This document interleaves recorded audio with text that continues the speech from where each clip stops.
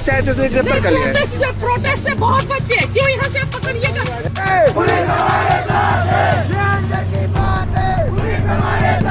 बिहार में कोई भी एग्जाम AEDO का पेपर हुआ, कलर का पेपर हुआ, मद निषेध का, बिहार पुलिस जितना भी एग्जाम हो रहा है, पेपर लीक होना ही होना चाहिए। चाय बेचते बेचते देश बेच दिया हमारा आधा। मैं देख रहा हूं कि लगातार जो पेपर लीक वाला मामला है, पेपर रद्द होने वाला मामला है, इसमें खास तौर पर जब गोदी मीडिया तक ये मामला पहुंच रहा है, तो गोदी मीडिया क्या कर रही है? वो पंजाब चली जाएगी, फिर झारखंड चली जाएगी, वो केरल चली जाएगी, यानी वो कह रही है कि आप बीजेपी को मत घेरो। लेकिन उत्तर प्रदेश नहीं आ रही है। उत्तर प्रदेश में भी बीजेपी, मौजूदा योगी आदित्यनाथ की सरकार, तथाकथित रामराज वाली सरकार, मैं इसलिए तथाकथित कह रहा हूं जहां राम मंदिर से चढ़ावा ही चोरी हो जाए, काहे का रामराज वाली बात, क्या उनकी जो सहयोगी पार्टी है, उनके विधायक पेपर लीक मामले में न केवल इन्वॉल्व रहे, गिरफ्तार हुए। आजकल खुलेआम वो घूमते हैं, चेहरे पर मुस्कुराहट लेकर, गुलदस्ता वगैरह लेकर योगी आदित्यनाथ से मिलने चले जाते हैं। उसका एग्जाम्पल कोई गोदी मीडिया नहीं दे रहा। दे रहे हैं कुछ लोग, गोदी मीडिया नहीं दे रहा। तो इस पर भी सवाल उठना लाजमी है। प्यार तो आप ही लोग लुटाते हो, नैतिकता आपको चाहिए दूसरे से। खैर, अब तक कहा जा रहा था ये सारे के सारे बाहर से आए हुए हैं, आंदोलन जो कर रहे हैं ये छात्र नहीं है, ये छात्र तो घर बैठकर पढ़ रहा है। ये ऐसे ही किसानों के लिए कहते थे, किसान थोड़ी ना सड़क पर, वो तो खेतों में है। ये सारे के सारे ऐसे ही हैं, सब ऐसा ही होता है। और जब मोदी जी ये किसी कार्यक्रम में आते हो तो जनता आती है। ये तो दिल्ली की जनता ने बता दिया वो किसके साथ है। दिया दिल्ली की जनता अब मोर्चा खोलकर बैठ गई है। कैसे जंतर मंतर से प्रोटेस्ट से लौट रहे जामिया यूनिवर्सिटी के छात्र थे, 5 मुस्लिम छात्र थे, उन्हें दिल्ली पुलिस हिरासत में लेती है। लेकिन उसके बाद जो हुआ वो देखने लायक है, और कहां कहां क्या क्या और हो रहा है, क्योंकि जैसे जैसे वक्त बीत रहा है वैसे वैसे सांसें फूलती जा रही है। नमस्कार, मैं हूं प्रज्वल गौतम और आप देख रहे हैं the live TV. The live TV, सच सबसे आगे। पहले तो भैया जरा इस खबर पर आए, ये चेहरे मुस्कुराते हुए चेहरे देखिए, आहा क्या अद्भुत है, रामराज वाली सरकार। आहा, योगी आदित्यनाथ तो रामराज के सरकार के मुखिया हैं। मुस्कुराइए। बराबर में कौन खड़े हैं? पेपर लीक मामले में STF गिरफ्तार कर चुकी है भाई साहब को, मुस्कुराता हुआ चेहरा। ये सुभाष पा जो बड़ी बड़ी डींगे हाँकते हैं ओम प्रकाश राजभर, उनकी पार्टी के विधायक हैं। नाम क्या है बताऊंगा। पेपर लीक माफिया के साथ योगी आदित्यनाथ, ये सफेद रंग के कुर्ते पजामे दिख रहा है, ये दोनों के दोनों यही है। और ये हकीकत है, कोई ऐसी नहीं है, फैब्रिकेटेड खबर नहीं है। ये STF की पूरी जांच में लिखा हुआ है इनका नाम। पहली तस्वीर पेपर लीक माफिया विधायक बेदीराम है, जिसे STF ने गिरफ्तार किया था, अभी कोर्ट में ट्रायल चल रहा है। दूसरी तस्वीर में पेपर लीक माफिया विपुल दुबे है, पेपर लीक में अरेस्ट हुए लेकिन कोर्ट में ट्रायल लटका। छात्र इसी से तो नाराज है। अभी मोदी जी आकर कह के चले गए हम ये कर देंगे, हम बुक कर देंगे, हम ये कर देंगे। यही तो है, आप करते ही तो नहीं। आपका पहला उद्देश्य है प्रदर्शन खत्म हो, उसके बाद तो सब चंगा सी चलता ही रहता है ना। दोनों विधायक इस समय बीजेपी के सहयोगी विधायक है, इसलिए उन पर कार्रवाई नहीं होती। यूपी में करीब 20 पेपर लीक हो चुके हैं, लेकिन किसी पर कार्रवाई नहीं हुई, क्योंकि पेपर लीक कराने वाले बीजेपी के ही लोग होते हैं, ये कह रहे हैं वो। और मेरे को लगता भी है, देखिए सत्ता के साथ जुड़कर आप समाजवादी पार्टी के लिए कहते रहे कुछ भी, अब तो आप ही की सरकार है, आप कुछ नहीं कर पाए। आपने छात्रों की जिंदगी के साथ सिर्फ खिलवाड़ किया है। अब ये कौन लोग हैं भैया? ये कौन है?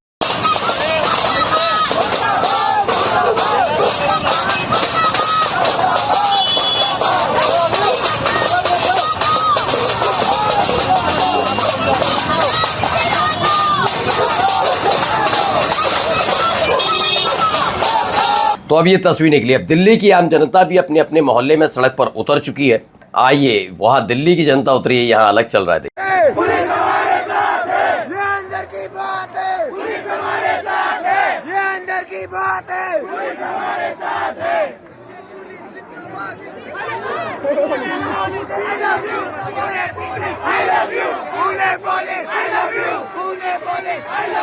तो Delhi police I love you के नारे लग रहे हैं। अब ये देखिए जरा ये खबर।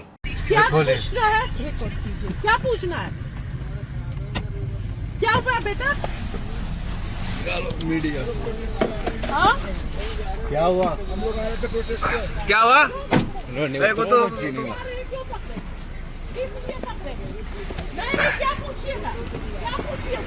क्या हुआ भाई? क्या हुआ? रिकॉर्ड कीजिए। क्यों बच्चों को पकड़े हैं? नहीं। प्रोटेस्ट से आए थे, गिरफ्तार कर लिया। प्रोटेस्ट से बहुत बच्चे, क्यों यहाँ से आप पकड़िएगा? कल रात जंतर मंतर प्रोटेस्ट से लौट रहे जामिया यूनिवर्सिटी के पांच मुस्लिम छात्रों को दिल्ली पुलिस ने हिरासत में ले लिया। सोशल एक्टिविस्ट जेबा खान ने पुलिस की गाड़ी का पीछा करके उन्हें छुड़ाया और ये जरूरी हो जाता है क्योंकि पुलिस इस समय वाकई मनमानी पर उतरी हुई है, ये किसी से छिपा हुआ नहीं है। कई पुलिस वाले हैं जिनका जमीर जागा और उन्होंने अब और क्या करे, सरकार का ऑर्डर है ये करूं, कोई पुलिस अपने मन से नहीं कर रही है, सरकार का ऑर्डर है ये करो, नहीं करोगे तो तुम पर सस्पेंशन किया। तो वो कहते हैं खुद ही नौकरी छोड़ दो, कुछ इसलिए नौकरी छोड़ने, कुछ का जमीर जागना नहीं, जमीर तो उनका भी जागा हुआ है। लेकिन देखिए ऐसा नहीं होता कि हर एक को ऐसा बता दिया जाए, एक नौकरी का प्रेशर सबके ऊपर होता है, इसीलिए ठीक है ना, उनका घर बार इससे चलता, क्या करें, परेशान है। अब यहाँ पर देखिए एक और खबर निकल कर सामने आई बिहार से, देखिए क्या कह रहे हैं। हम लोग ये इसलिए आ रहे हैं, चाहे बिहार में कोई भी एग्जाम, एडीओ का पेपर हुआ, कलर का पेपर हुआ, मद निषेध का, बिहार पुलिस जितना भी एग्जाम हो रहा है पेपर लीक होना ही होना, चाहे बड़े स्तर पे हो छोटे स्तर पे हो। एसएससी का एग्जाम होता है, 15-15 लाख में सीट खरीद लिया जाता है सर। जो कट ऑफ 64 जाता था वो 70-72 पहुंचता है। तो जो पढ़ने वाला मेरिट वाला स्टूडेंट 1 नंबर से 0.2 नंबर से रह जाता है। हम लोग चाहते हैं सर, चाहे राज्य स्तर का हो चाहे देश स्तर का हो, ऐसी कमेटी का गठन किया जाए जिसमें सर कम से कम पेपर लीक पारदर्शिता के साथ हो,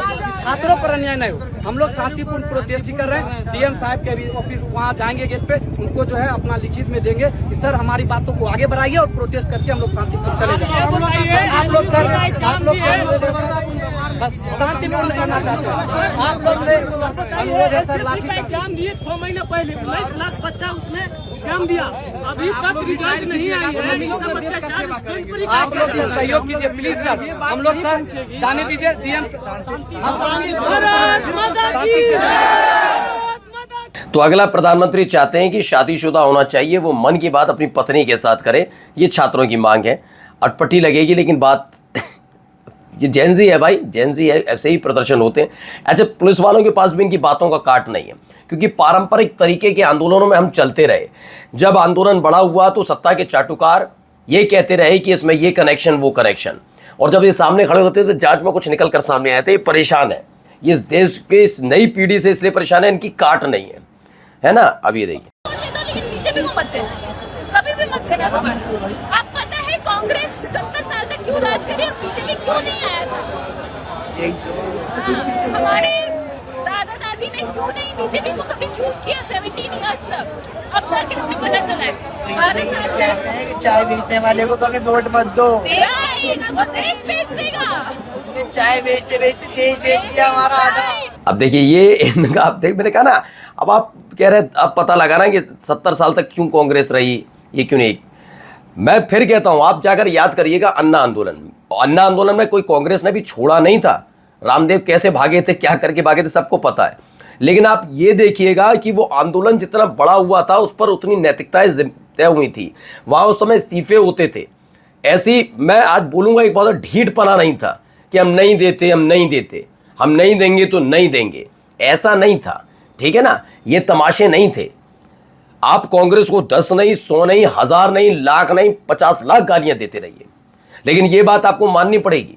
न केवल कांग्रेस आई, उत्तर प्रदेश के अंदर समाजवादी पार्टी के कार्यकाल में भी इस्तीफे लिए जाते थे। इस्तीफा दीजिए, आपकी गलती है, यहां गलती हो ना हो, मरते हो तो मरने दो।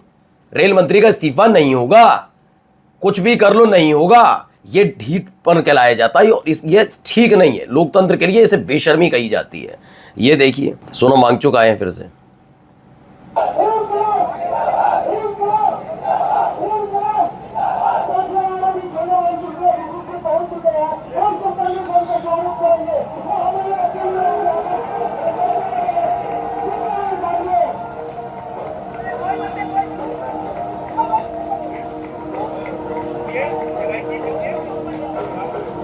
तो फिर से सोनम वांगचुक लौट आए हैं 27 दिन बाद। सोनम वांगचुक जी ने अपना अनशन तोड़ा था और उसके बाद अनशन तोड़ने के बाद एक बार फिर से अब अस्पताल से सीधे दिल्ली के जंतर मंतर पर पहुंचे हैं। वही एकाग्रता, वही उत्साह लोगों में देखने को मिल रहा है, लेकिन जो हरकतें हो रही हैं उसको देखिए। ये चाकू लेकर पहुंचा था, ये देखिए।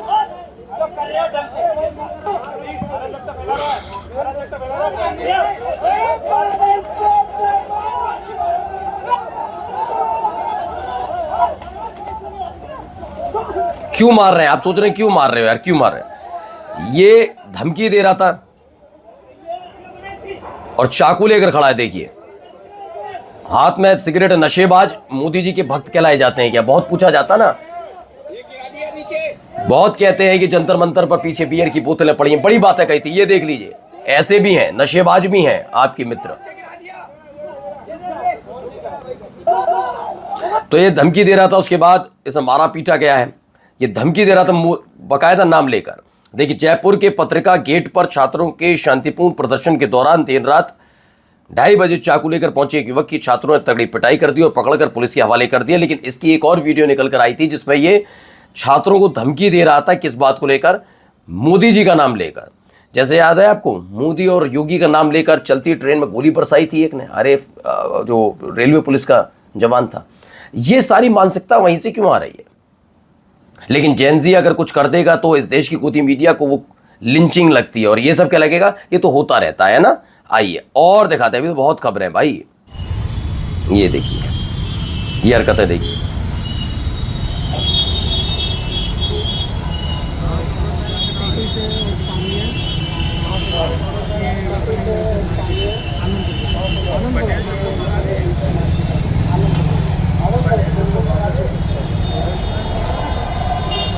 बताइए, प्रदर्शन को खत्म करने की जिम्मेदारी ये है, ऐसे खत्म होगा। काश ऐसे ही मंत्री के घर की भी बिजली पानी बत्ती काट दी जाती, छटपटाता हुआ इस्तीफा देके चला जाता। लेकिन छात्रों का प्रदर्शन खत्म कराना जरूरी है। काश जिसने मंत्री के ऊपर बर्दाश्ती बना रखी है अपनी, उसके घर की बिजली पानी काट दी जाती, क्योंकि वो टैक्स पेयर के पैसे से जाता है। काश हो पाता ही। लेकिन सारी कार्रवाइयां किसके ऊपर होंगी? किसके ऊपर होंगी? छात्रों के ऊपर। पुलिस रोकेगी, खाना छीनेगी, हिरासत में लेगी, डिटेन करने वाली लिस्ट में बच्चों का नाम लिखेगी जो केवल आंदोलन तक आ रहे हैं। क्यों ये सब? क्यों? सरकार किस पर चलती है? टैक्स पेयर के पैसे पर। लेकिन नहीं, और कोई सरकार पैसा नहीं दे रही इस खाने पीने का, ये अपनी जेब से कर रहे हैं। लेकिन जो 56 भोग और लाखों का मशरूम निकला जाता है ना, वो टैक्स पेयर के पैसे का होता है। ठीक है ना। आगे देखिए, अभी बहुत खबर है दोस्तों। अब यहाँ पे क्या कह रहे हैं भाई? आजम खान साहब से किसी की राजनीतिक लड़ाई हो सकती है, लेकिन व्यक्तिगत किसी की लड़ाई है तो भाई वो कृपया करके यहाँ पर ना आए। अगर किसी को आना है तो एजुकेशन सिस्टम को बचाने के लिए, इस जौहर यूनिवर्सिटी को बचाने के लिए, अपने आने वाली पीढ़ी के लिए, अच्छा करने के लिए। अगर तुम अच्छा करोगे तो वही तो मैंने भी कहा था, जौहर यूनिवर्सिटी जो है, चलिए आप करिए, आप इसे टेक ओवर करिए, टेक ओवर करके इस पर कुछ अपने मन से कुछ बनाइए। इसे तोड़ने का क्या मतलब है? और ये देखिए, अब ये अलग ही ये तस्वीर, वाकई मैं अपने सिख भाइयों को सैल्यूट करता हूँ। अपने तमाम ये भाई जो हैं यहाँ पर, पहले इन्होंने हेलमेट बांटे, जिस तरह के हालात वहाँ बन रहे थे, मारपीट की जा रही थी, पीटा जा रहा था, सिर पर डंडे मान रही थी पुलिस, कई तस्वीरें आई। और अब इन्होंने बाकायदा बायो टॉयलेट्स बना दिए वहाँ पर। ये वाकई सैल्यूट भाई। यकीन है ना, मैंने क्या कहा था कि भाई बाढ़ जब आई थी ना पंजाब में, मैंने तब भी कहा था कि आप एक ऐसी कम्युनिटी है ये जिसको किसी सरकारी मदद की ज़रूरत नहीं, बस थोड़ा वक्त लगेगा, फिर वैसे अब जाकर पंजाब फिर से आकर देख लीजिए, वैसा ही है। और मैंने कहा ना, जब इस देश में मुसीबत आएगी या ज़रूरत पड़ेगी, ये कम्युनिटी ऐसी है, दिल खोल कर खड़ी होती है। उनकी तरह नहीं तो मुसलमान है, मारूंगा, ये वो तमाम तमाशे, वो पता है किसकी बर्दाश्ती से पलते हैं ऐसे गुंडे। नमस्कार। द लाइव टीवी, सच सबसे आगे।